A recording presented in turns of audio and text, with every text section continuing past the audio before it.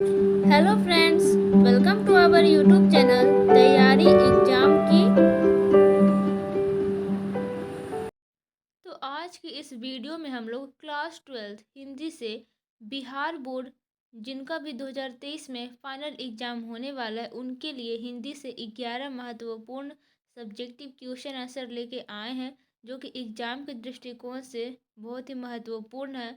तो जो लोग अभी तक हमारे चैनल पे नए हैं तो चैनल को सब्सक्राइब करके बेल आइकन को प्रेस कर दीजिएगा, ताकि हमारे और भी वीडियो के अपडेट सबसे पहले आप तक पहुँचे।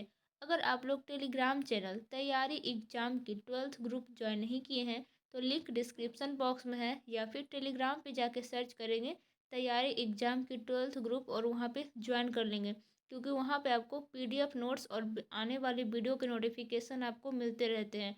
ठीक है, तो ये हमारा 4th वीडियो है। ठीक है, इससे पहले हम 3 वीडियो बना चुके हैं। अगर आप लोग नहीं देखे हैं तो लिंक डिस्क्रिप्शन बॉक्स में दिया गया है, या फिर चैनल के प्लेलिस्ट में भी विजिट करके देख सकते हैं। तो आइए वीडियो को स्टार्ट करते हैं। तो पिछले वीडियो में हम लोग A33 तक कवर कर चुके थे। ठीक है, अब आगे की वीडियो में हम लोग प्रश्न संख्या 34 की ओर आते हैं। बिस्नी मानक को लड़ाई में क्यों भेजती है? तो उत्तर हो जाएगा, माँ बिस्नी अपने बेटे को लड़ाई में कुछ पैसे कमाने हेतु भेजती है, ताकि मुन्नी की शादी के लिए कपड़े खरीदे जा सके। आगे है यहाँ पे, लेकिन सपने किसी के होते न पूरे, रोज बनाए फिर भी अधूरे। ठीक है, तो ये एक तरह से लिखा गया है। ठीक है, देखिए प्रश्न संख्या 35 आता है, सिपाही के घर की स्थिति मानव के घर से भिन्न नहीं होता है, कैसे स्पष्ट करें? तो उत्तर में लिखेंगे आप लोग, सिपाही के घर भी दारिद्र्य का साम्राज्य छाया हुआ है। पैसे के लिए मानक युद्ध में जाता है, पैसे के लिए सिपाही भी विपक्ष से लड़ता है। सिपाही की माँ बेटे के इंतजार में पागल हो गई है, मानक की माँ भी इंतजार में व्यग्र है। देखिए इसमें ना बहुत सारा किताबी लैंग्वेज का यूज किया गया है। ठीक है, हम एक वीडियो बनाएंगे जिसमें पूरा गद्य खंड का रहेगा। ठीक है, तो उसमें हम लोग सभी क्वेश्चन कवर करेंगे, तो आप लोग वेट कीजिए। तो सिपाही के घर बच्चा होने वाला है, सिपाही के मर जाने के बाद उसकी औरत आत्महत्या कर लेगी। आगे है यहाँ पे, मानक की मृत्यु के बाद उसकी बहन की शादी के कड़े कौन लाएगा? निष्कर्षतः सिपाही के घर की स्थिति मानक के घर से भिन्न नहीं है। प्रश्न संख्या 36 आता है, मानक स्वयं को वहसी और जानवर से भी बढ़कर क्यों कहता है? और ये 2020 के फाइनल बोर्ड एग्जाम में पूछे गए प्रश्न है, तो ये एग्जाम के दृष्टिकोण से भी बहुत ही महत्वपूर्ण है, तो आपको इसको ध्यान से देखना है। तो उत्तर में लिखेंगे आप लोग, मानक युद्ध में अपने दुश्मन सिपाही को मारने के लिए कहता है, दुश्मनों ने मानक को लहूलुहान कर दिया है। आगे है यहाँ पे, सिपाही कहता है कि मैं इसे नहीं मारूंगा तो यह मुझे मार देगा। मानक कहता है, मैं इसे नहीं मारूंगा, नहीं, मैं इसे जरूर मारूंगा, मैं अभी इसके टुकड़े टुकड़े कर दूंगा। मानव कहता है सिपाही के बारे में, मानक स्वीकार करता है, मैं वहसी हूँ, मैं जानवर हूँ, मैं वहसी और जानवर से बढ़कर हूँ।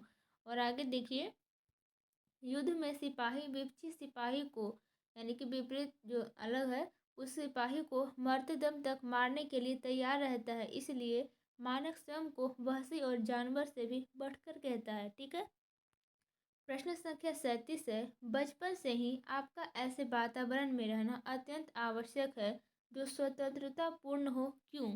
उत्तर में लिखेंगे, बचपन से ही एक ऐसे वातावरण में रहना अत्यंत आवश्यक है जो स्वतंत्रता पूर्ण हो। हम में से अधिकांश व्यक्ति ज्यों ज्यों बड़े होते जाते हैं त्यों त्यों ज़्यादा भयभीत होते जाते हैं। हम जीवन से भयभीत रहते हैं, नौकरी के छूटने से, परंपराओं से, और इन सब बात से भयभीत रहते हैं कि पड़ोसी, पत्नी या पति क्या कहेंगे। ये देखिए एक तरह से उदाहरण है। ठीक है, हम मृत्यु से भयभीत रहते हैं।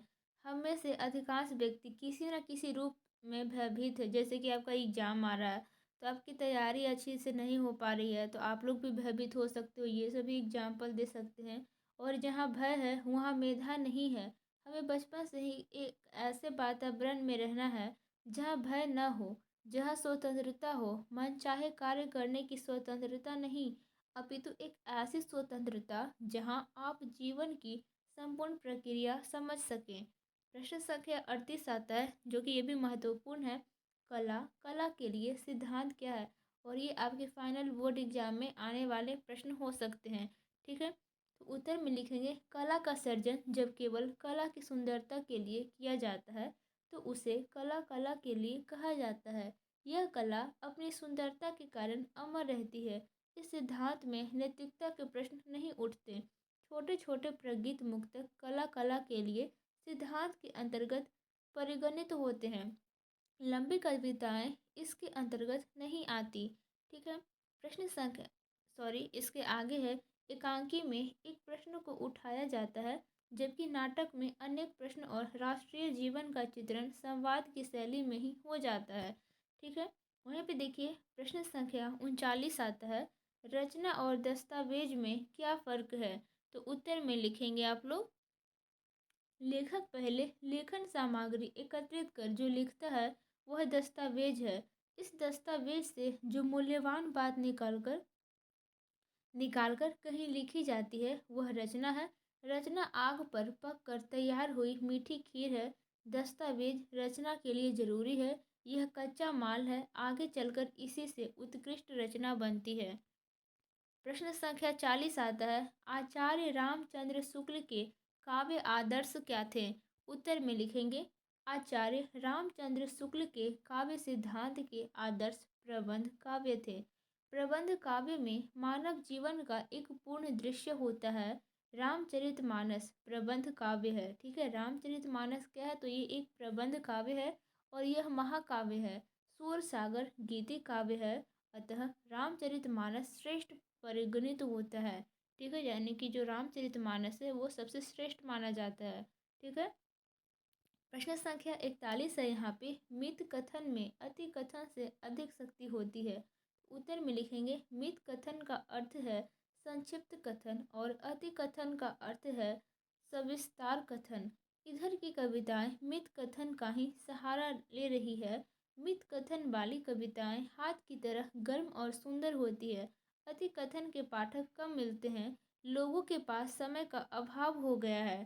ठीक है, प्रश्न संख्या 42 आता है। यहाँ पे प्रगीत को आप किस रूप में परिभाषित करेंगे? इसके बारे में क्या धारणा प्रचलित रही है? उत्तर में लिखेंगे आप लोग सुख दुख की आवेशमयी अवस्था विशेष को गिने चुने शब्दों में स्वर साधना के उपयुक्त अभिव्यक्ति देना ही गीत है, प्रगीत है। ठीक है, आगे है ये आत्मपरक प्रगीत यथार्थ को प्रतिनिधित्व करते हैं। आज भी प्रगीत के रूप में प्रायः उसकी कविता को स्वीकार किया जाता है जो नितांत व्यक्तिगत और आत्मपरक हो। कविता में जब प्रगीतात्मकता सीमित हुई तो दूसरे में प्रगीतात्मकता के कुछ नए आयाम विकसित हुए। आगे है यहाँ पे प्रगीतात्मकता का आरंभ वही है जहाँ कवि समाज के विरुद्ध खड़ा होता है। ठीक है, अब देखिए प्रश्न संख्या 43 है। हिंदी की आधुनिक कविता की क्या विशेषताएं आलोचक ने बताई है? तो ये भी एग्जाम के दृष्टिकोण से महत्वपूर्ण है। तो उत्तर में लिखेंगे आधुनिक हिंदी कविता पर समाज का दबाव है। वह अंतर विरोधों और विडंबनाओं से दूर हटकर प्रगतिशील और सामाजिक हो गई है। मुक्तिबोध, नागार्जुन, त्रिलोचन, अरुण कमल आधुनिक हिंदी कविता के श्रेष्ठ कवि हैं और ये आपको याद रखनी है। ठीक है, फिर से हम रिपीट कर देते हैं। मुक्तिबोध, नागार्जुन, त्रिलोचन, अरुण कमल आधुनिक हिंदी कविता के श्रेष्ठ कवि हैं। प्रश्न संख्या 44 है जो कि लास्ट है। इसके आगे के क्वेश्चन हम लोग अगले वीडियो में करेंगे। हिंदी कविता के इतिहास में प्रगीतों का क्या स्थान है? सो उदाहरण स्पष्ट करें। यानी कि आपको उदाहरण के साथ स्पष्ट करना है। तो उत्तर में लिखेंगे आप लोग हिंदी में प्रबंध काव्य को श्रेष्ठ और गीति काव्य को द्वितीय स्थान दिया गया।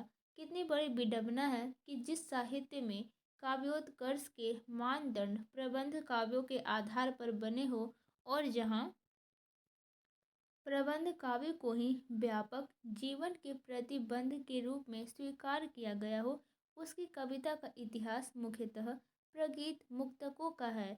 यही नहीं बल्कि गीतों ने ही जनमानस को बदलने में क्रांतिकारी भूमिका अदा की है। देख रहे हैं ना कितना मतलब कि किताबी लैंग्वेज का यूज किया गया। ठीक है, ऐसे तो आप लोग एग्जाम में लिखोगे तो अच्छा नंबर नहीं आएगा। विद्यापति, तुलसी, सूर, मीरा, नानक, रैदास की भक्तिकालीन कविता हिंदी का स्वर्ण काव्य है। आगे है यहाँ पे, स्वतंत्रता संग्राम के समय की कविता में मैथिली शरण गुप्त का सम्मानीय स्थान रहा है। आधुनिक काल में मुक्तिबोध, त्रिलोचन और नागार्जुन की कविता का स्वाद समाजवादी हो चला है। हिंदी कविता के इतिहास में प्रगीतों का स्थान अत्यंत महत्वपूर्ण रहा है। इन्हीं प्रगीतों में भारतीय जनमानस को जीवंत बनाए रखा है। ठीक है, तो ये वीडियो को हम यहीं पे एंड करते हैं। ठीक है, आगे के वीडियो में हम लोग देखें, यहाँ से आप लोग देख सकते हैं 45 से लेके और आगे के क्वेश्चन आपको दिखा देते हैं। 48, 49, 50 ये आप लोग देख सकते हैं। पूरे 62 क्वेश्चन है। ठीक है, तो आगे के आज के इसी वीडियो में हम लोग इसके बाद के वीडियो में हम ये सभी क्वेश्चन को कवर करेंगे। और पीडीएफ के लिए टेलीग्राम चैनल तैयारी एग्जाम के 12th ग्रुप ज्वाइन कर लीजिए। वहाँ पे आपको पीडीएफ हम शेयर कर देंगे, आज ही शेयर कर देंगे। ठीक है, क्योंकि आप लोग बहुत दिन से वेट कर रहे हैं पीडीएफ के लिए, सब्जेक्टिव क्वेश्चन के लिए बस। ठीक है, तो आज ही हम सेंड कर देंगे। तो मिलते हैं नेक्स्ट वीडियो में। शेयर कर दीजिएगा, चैनल पर है तो सब्सक्राइब कर दीजिएगा, वीडियो को लाइक कर दीजिएगा।